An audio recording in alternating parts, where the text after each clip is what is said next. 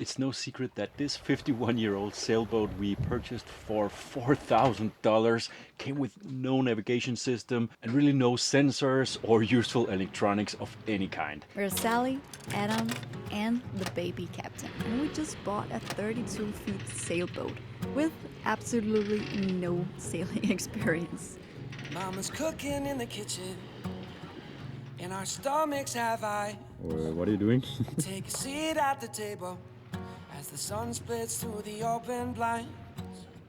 Dolly's barking from the front yard. She wants to come inside. And so up until now, we've been using Navionics running on my little iPhone here. I mean, it has been working fine, although there are some pretty big problems with it. So first of all, just using my phone as navigation, I mean, means that I can't use it for anything else. And then of course there are the battery issues. I mean, just running the Navionics app constantly really drains the battery on that phone, so I have to figure out ways to charge it. And like the cable charge port on my phone is broken, so I can only charge it like wirelessly. So it's just the whole thing with the battery. But then I've also had problems with the GPS in the phone. Like using Navionics, then all of a sudden the GPS just goes wild. It shows crazy numbers or puts us in a different position. And of course that can be pretty detrimental if the GPS is not very accurate. And then there's like just having the phone in the sun and in the water and the weather. It's just not great. And so my first thought was actually just to use an iPad, because I already have an iPad, and then I could just run Navionics on this. And I actually tried to do this the first time we went out, but apparently my iPad doesn't have, like, it comes with a SIM card, so it doesn't have GPS in it. Yeah, so I can't use it. So I would have to buy a brand new iPad or another tablet, of course. But here I run again into the same issues of like battery life, charging, and just being out in the weather and the sun and the water. So I started looking at more traditional navigational equipment for sailboats, and man, does it get expensive. But in this search I did around, well, sailboat navigation equipment, I found this one company called Orca. And I mean, as you can see, I have one of their products here. So they make like navigational equipment, but perhaps in a little bit different way than, I guess, the more old school traditional companies. And so for transparency, I reached out to them and asked them, hey, I make YouTube videos and I desperately need some new navigational equipment. Can you help me out? I mean, they were amazing, super kind. They replied back to me basically immediately and were like, hey, yeah, we love your videos. And so they sent me over, well, this thing called the Orca Display 2, Orca Display 2, as well as a couple of other things that we'll look at in a little bit. This video is not sponsored. They sent it to me, no strings attached. I mean, if I didn't like the product, I wouldn't be making this video at all, and you would never know. But if you watched our last video, we actually were using this on our trip. So today we're gonna talk about it. We're gonna do the last installation of the equipment and do the whole setup, because I just did like a quick little setup just to be able to test it out. So let's just have a look. Basically, it's a tablet that runs Android, but it's like, you can see it's pretty big, thick and heavy, because it's made to be used on a sailboat out in, well, the conditions that go with that. And as I just mentioned before, that's a pretty big deal for me. And then they have their own, I guess, like navigation system as well, and I think you can actually use the app for free and like try it out. And then I think if you want more the advanced features, then they have a subscription for it, but I think it was cheaper than what I paid for Navionics. And you can use it on the phone as well, I believe. And I guess just like so far, comparing the experience, like using the app, the map, and navigation on this Orca Display and their like system compared to the Navionics I used, like overall it's kind of similar. Like it's pretty similar. Like the feel is the same. Of course, the looks are a little bit different. I prefer the look and like the feel of this Orca system, but that's probably more down to like the aesthetics more than anything else. But yeah, we're gonna go sailing, probably not today, it's crazy windy, but hopefully tomorrow or one of the next days, and we'll test it out a little bit more and see it more in action. But one of the reasons I like it, and that it did work well on our test run the other day, is down to the GPS, because as I mentioned, on the phone it just sucked. Maybe I have an old phone, probably. But one of the other products that Orca sent me is the Orca Core, which is basically, I don't know how to explain it, like a hub, a computer, a heart of the whole system, because it allows you to like integrate everything, all the systems on your boat through that, and then all the systems can talk together. But it also comes with like an integrated GPS and compass. I did actually cheat a little bit and installed it here the other day.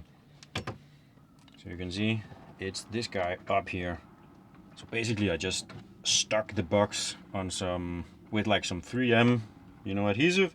And I'll also be honest, I didn't film this part of me installing this because it took me like 5 or 6 hours to do this simple installation, just getting power to it. But it was also the first like thing that I did electronically or with electrics on this boat. But basically you can install it through the NMEA 2000 network if you have that.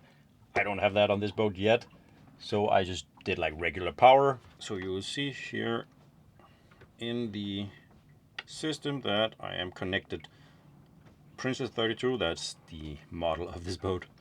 Only negative I have found so far is that like sometimes I feel like it can be a little, I don't know, laggy when you click something, or like when you want to click like a certain button, sometimes it just like doesn't feel like it's registering. But of course that could be down to it, you know, having to be like a super strong, resistant, water repellent screen, whatever, all that jazz. And like when I'm on the map, it's not a problem. The map works fine. It's more in the menus, it can be a little bit annoying. But of course there's still the problem of power, battery. It does have a pretty good battery life. We used it just on the battery when we were out on the last trip, and we went like in 2 days, quite a lot of sailing, and it still had juice when we came back. And as I'll probably show you here, on that trip I just had it laying, you know, around in the cockpit, which is not great. So I need a place to mount it as well. And of course there is a solution for that as well, which is what I have here. Basically it's a wireless charger for the Orca Display, so I don't need to have like cables, you know, out and exposed going into the display. So it's both the charger and like the mount. So I have this arm mount and then I can attach it to and then mount this guy somewhere. So that's the plan now. Try to wire up my second piece of electronic on this boat, install the mount, and just get everything there set up. Right, so let's just talk about what we're gonna do here. I mean, as you can see, once upon a time there was probably like a chart plotter here. That's what I'm thinking, at least. Some other instruments here. Of course, I don't have a lot of sailing experience, but I just feel like with the chart plotter here, and me usually behind the helm there, I'm just like too far away from the actual chart plotter. I mean, would have to walk back and forth every time I want to get a proper view. So what I'm saying is, I think the obvious placement would be here, but for me, it's not gonna work. I want it right here by the helm.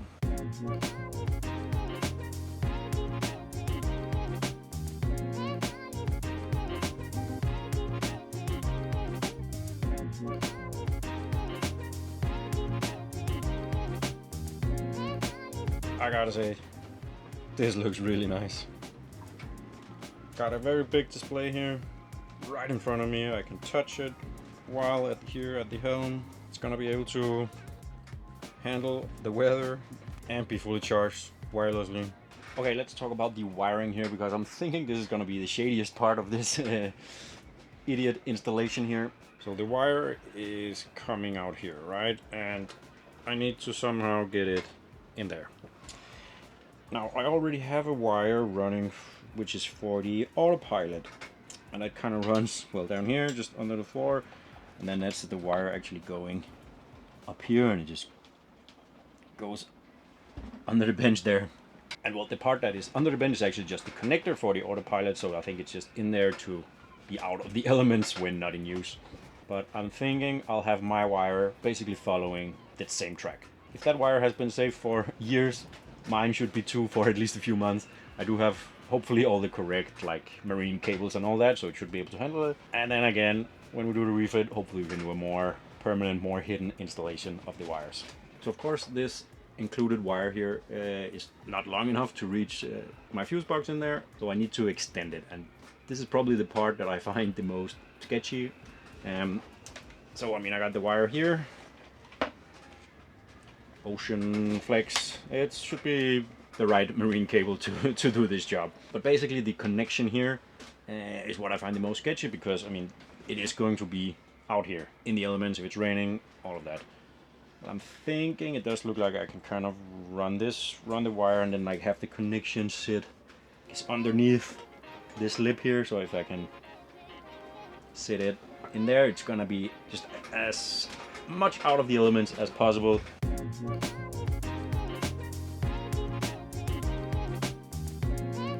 Right, there we have it. The connections are all tight and well sealed, so should be waterproof. But what I'm also thinking is I'll just run like a bunch of electrical tape, you know, around this whole part here, just for some more security. And then that should hopefully be able to, I'll like sit with so that the connections are underneath this lip. Right, now we have the wire ready. So I'm just gonna try and, I guess, loosely run it with that other wire. It's gonna come in through here and then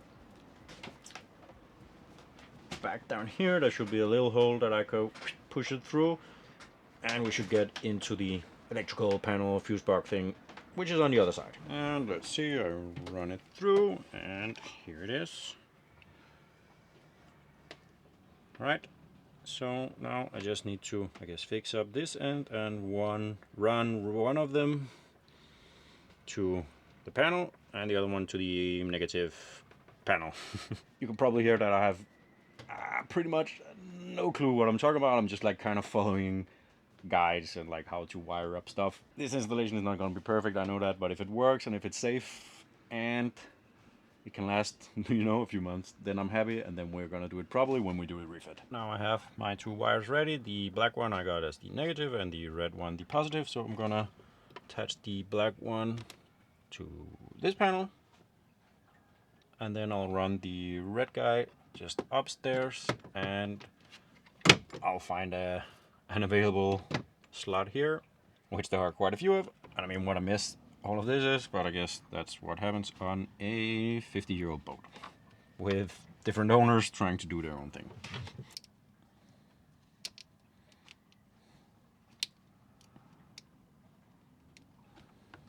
So everything should, emphasis on should, be wired up correctly now. So I'm thinking we just give it a go. Try and turn on the power, turn on our new little switch, and see, we should get a light out on the charging mount, and we could see we have power, and then yeah.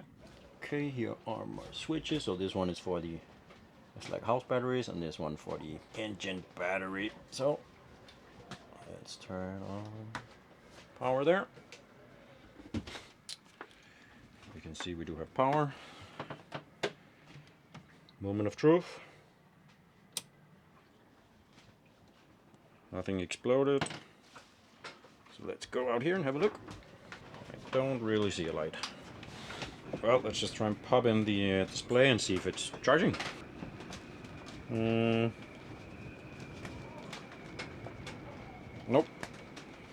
Nothing. You know what I think it might be? I connected, well, the black one, the negative one, over here, because at first I was gonna connect the positive up here, but I ended up doing it on this one, and I'm guessing, since there's another panel here, that this one kind of works together with this one, and this one with this one. So I'm gonna take the negative over to this one and see if we get power then. Right, I have a pretty good feeling about it now. Let's turn on the power, flip the switch, and let's head out here. And nothing. God damn it. Not great. I'm gonna just try to hook it up to like a different fuse, a different panel, maybe on the other one, and just see if that works. And if that still doesn't work, I'm probably gonna try to hook it up to one of the panels that I know works, and then see if that works there. And if not, then I need a new strategy. Right, we are rewired. Let's try again. Power on. Now I have it over here. Flip. And wait a minute. There. Wait. Can you see that? Charging. We have power. How cool is this? I now have a little nav station right here at the helm. So in the beginning of the video, we also talked about how this boat has like no sensors, nothing. Like no depth meter, no wind speed indicator, like nothing. But in time, we do want to get it. But the cool thing about this Orca system is that it can also talk to all of your sensors and have it up on the display. And again, it does that through the NMEA network. Sorry, that's just so hard for me to say. Which again, I don't have, but it also works without it. But here's the thing, maybe next week, if I add a wind indicator, I can just attach it, plug it in the network, and I have it on the display out there. Then the week after, maybe we get the depth sensor, then we can add that to the whole system. So that's pretty cool for me, because I know I want to get some of these things, but right now I don't know like which ones to get, because you know there are expensive versions of everything and there are cheaper versions of everything. I just have no clue what to look at. And also most likely we will install some of these when we haul out in a few months. So it's really cool that I'm able to get like the display and the navigation up and running now instantly, and then I can add these other systems well along the way. So everything's pretty cool so far, and I'm excited to take everything out on the water with you. I just had another look at the weather. It's gonna be very windy for the next few days, so I'll see you in a few days when the wind is a little bit not as crazy and more on our noob level. Then we'll have a look at the Orca system in action. We're back on the boat. It's a few days later, and the whole team is here, ready to head out. But first, let's just have a look at the route we're going to sail today. All right, here we are on the Orca Display, and that's another thing I kind of like, that you know it's a tablet, so we can just pick it up and take it anywhere. That's kind of nice, so we can sit in here and do the route planning. So this is the route we're sailing up here until there should be some mooring buoys that we're gonna hang out at, so it should be good. Now the app here says it's gonna take us about 3 hours. We'll see. But yeah, first we're gonna head out of the marina, and as you can see, like there's this kind of narrow channel here to get into the marina, so we're just gonna motor through here and then set sail once we get out and have a little bit more maneuverability. So let's get the boat ready and set sail. Right, so we are almost at a spot where I want to pull out the mainsail. As you can see here, we came out of this channel, and then I want to get just down here so I have a bit more space, and up here there's like a lot of fishing gear, so in just a minute we'll pull out the main. Now there's actually a fair bit of wind today. It's showing like 11 knots of wind, but gusting up to like 17. So I'm gonna put in, I guess, like a reef, so I'm just not put up the sail all the way. And because we have like an in-boom furling system, I guess we have like infinite reefing capabilities.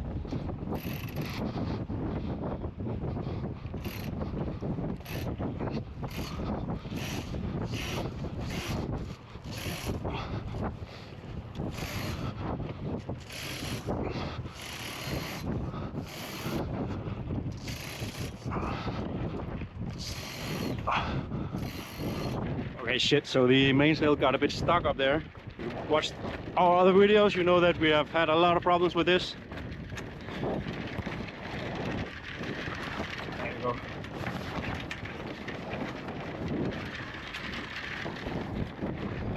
Okay, let's try again.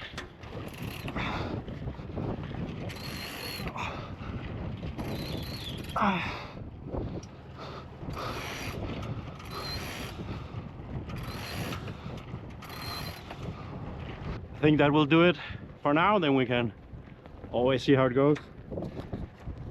I got it loose, I got a little bit stuck in there. Yeah. Right, we are moving, so let's turn off the engine and perhaps get the jib out as well in just a minute.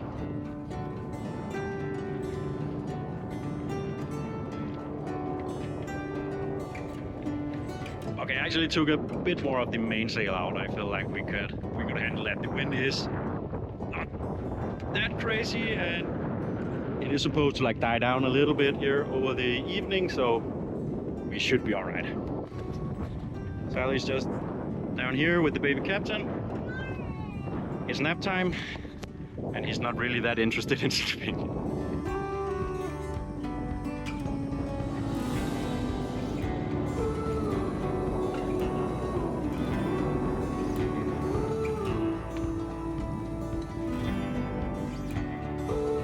We're doing like 3 knots with just the mainsail up, and we're just chilling, so I think now it's time to pull out the jib.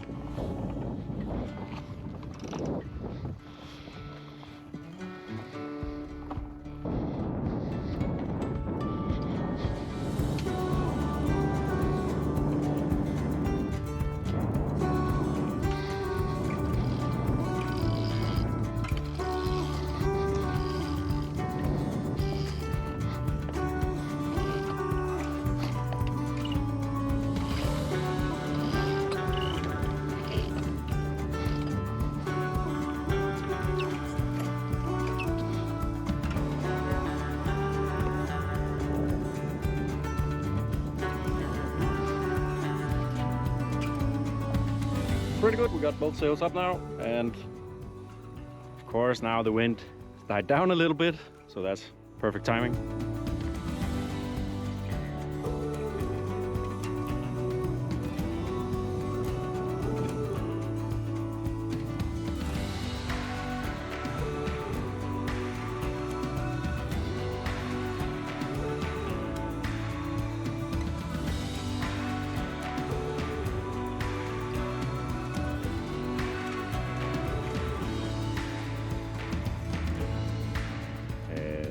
Excuse me, or what are you doing? Broke my back, swinging the baby to sleep. And this helps? It actually does. Nice. We are sailing really quite slow here. The wind just died a lot. So 2.6. Every now and then we get a little gust of wind and we pick up some speed, but the wind seems to have died quite a bit more than what was forecasted. What are you feeling? Okay. Is it chill? It's really, really chill. It's really nice today, and it's actually really nice that it's not really that hot anymore. So you can actually like be in the sun without burning up. Right, so far I am really loving having this big display right here at the helm. And it really makes the boat feel a lot more modern, having this big bright display here. You know, I can basically be here at my spot and just zoom around the screen. And I think the baby captain is away again. Sure is.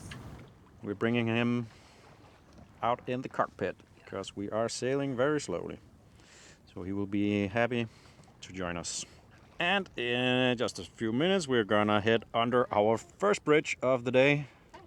Right, so the wind really is deciding to just get out of here, and not great timing as we are just about to head under the bridge. And I mean, we're basically losing all speed. So I am just gonna be quite ready on the engine, and well, ready to turn on the engine, because if we just start drifting into a pylon, that probably wouldn't be the best. We are moving a little bit. I still have, like, what do you call it, steering control, like I can still steer the boat, so right now it's fine, but we're just on the edge.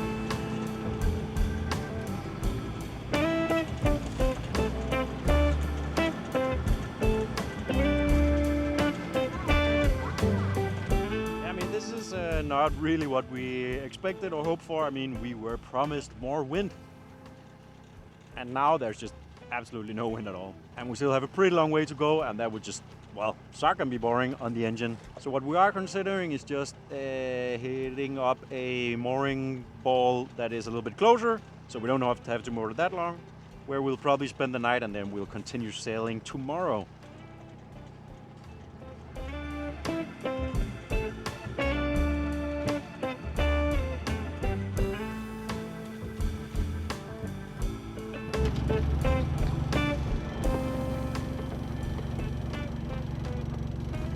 may have some engine trouble. We'd have a light down here flashing red, like the battery, I think it is. So yeah, so we're gonna check.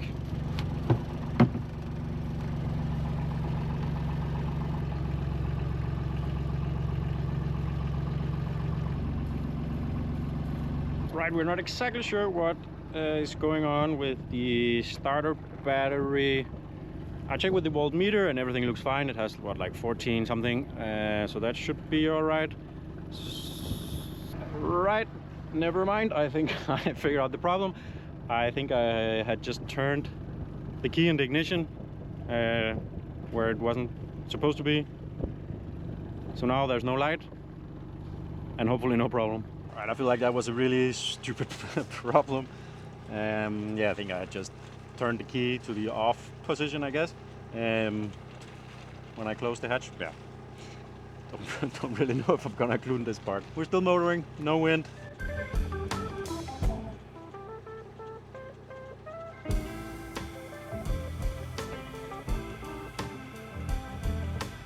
Right, we're gonna plop in our new destination here, which I think will be right here. Navigate to. Yep.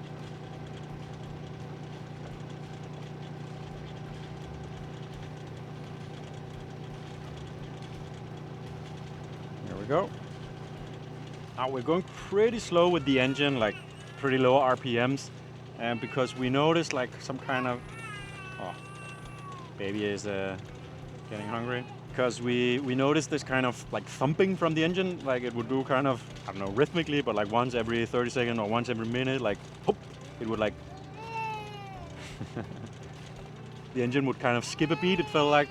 So we just did like a quick chat GPT, asked it what that could be all about, and of course there are like several different answers. It could be like the oil filters, perhaps fuel filters.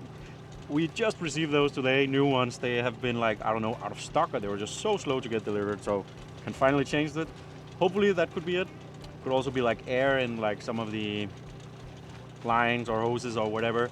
So we will have to look at that at some point soon. But it seems to, well, not be there when we go at like lower RPMs. I'm thinking it could be the fuel filter, maybe something like with fuel delivery. If we're trying to go faster, you know, it needs more fuel, and if it can't like get all of it when it needs to get there. So hopefully it could be something with the fuel filter or the fuel lines or something, but not too big of a problem, hopefully.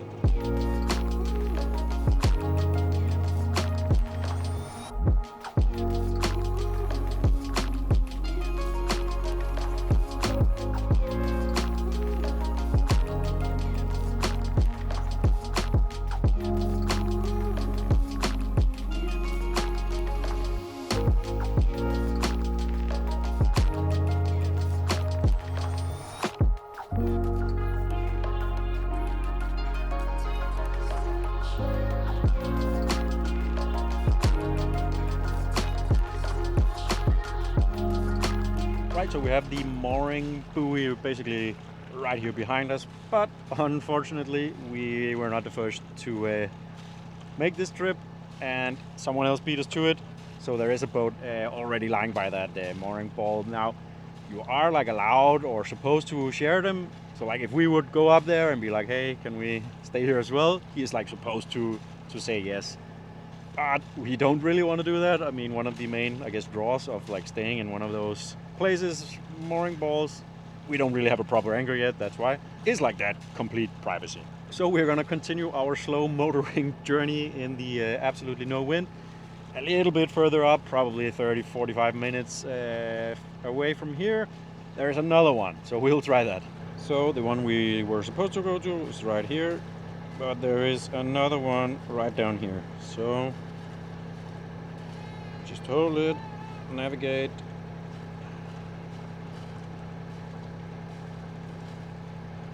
And there we go. So yeah, with this speed should be 45 minutes or so, because we do have to go all the way around. But like now the sun is out and it's like really bright. It's really bright here, and I mean the screen, of course on camera it might be a little bit tricky, but it is so bright. So I had no issues like I guess, seeing and using the screen.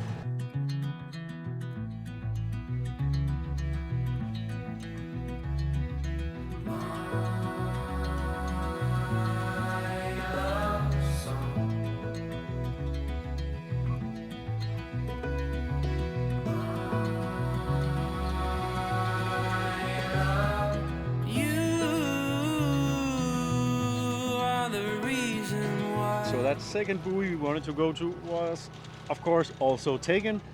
So now we are continuing on, and we're actually ending up going to basically our original destination, which is up ahead. We just gotta get under this bridge here and then continue on. Should be like 45 minutes from here.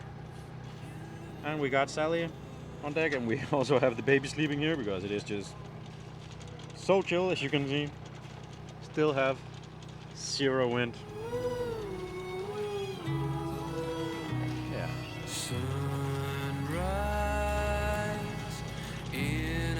But yeah, we're still on the motor, going just below 1500 RPM. That seems to be like the, I don't know, like the boundary. Once we go over 1500, it starts doing that thumping once in a while.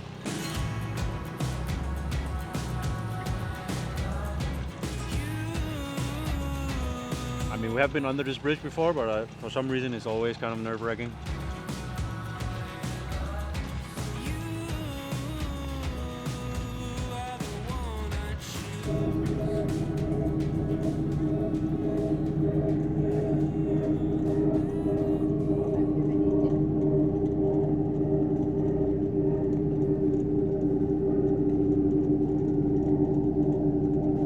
Yet again, things didn't quite go to plan. We went to what was then, I guess, the third spot with the buoys, and there were supposed to be 2 buoys, and this was like our original destination, but there just weren't any. There were no buoys at that spot, which is super weird and a little bit annoying because we were kind of looking forward to having dinner just out on the water. So now it was gonna be way too far to go for another buoy spot, so we were pretty close to a marina. So we are now in Vordingborg Marina. And our little tablet friend here, the Orca Display, it did perfectly. No issues there. Also getting into the marina with like the depths and everything. So just perfect. So we are very pleased with our new little gadget here. Just making our boat feel a lot more modern. We now have actual proper navigation that we can use. That we can use in when it's raining, if it's bright and sunny. We don't have to worry about it. That is awesome. So thanks for checking out this video, and remember to subscribe to follow the next adventure where we will probably explore the city here a bit, and then we'll sail on to the next place. See you next time.